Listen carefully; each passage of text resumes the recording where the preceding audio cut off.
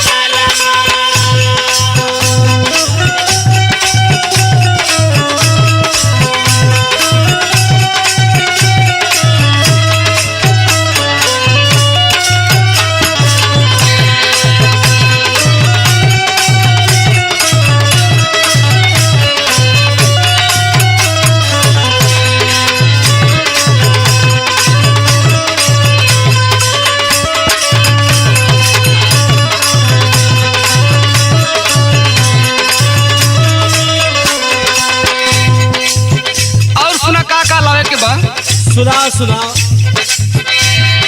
छिट्टेपुर से नथिया लइहा, कमरे से कनवाली,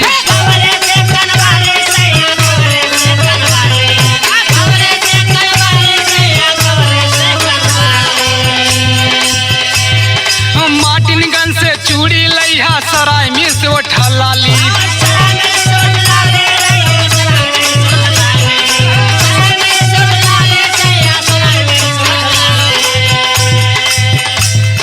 छिट्टेपुर से नथिया लइहा, कमरे से कनवाली, माटिनगंज से चूड़ी लइहा, सराय में से उठा लाली। अरे करब हम सोरा हो सिंगार हो, झूलनिया झोपेदार लइहा बलमू।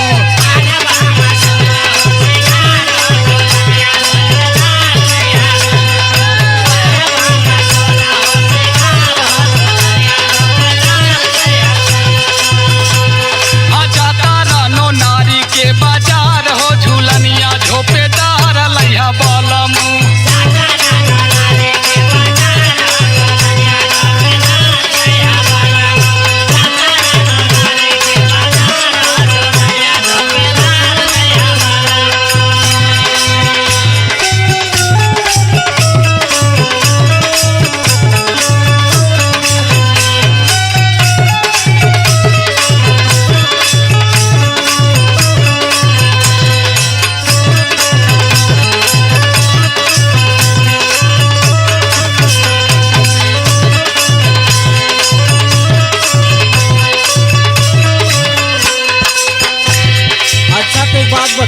बताओ। ऐसन कौनो दिन ना बीतला जौने दिन तोर सामान न आवत हो बाजारी से?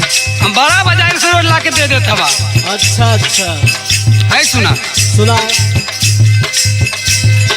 फूलपुर से पिया कजरा लइहा, जौनपुर से पैजनिया,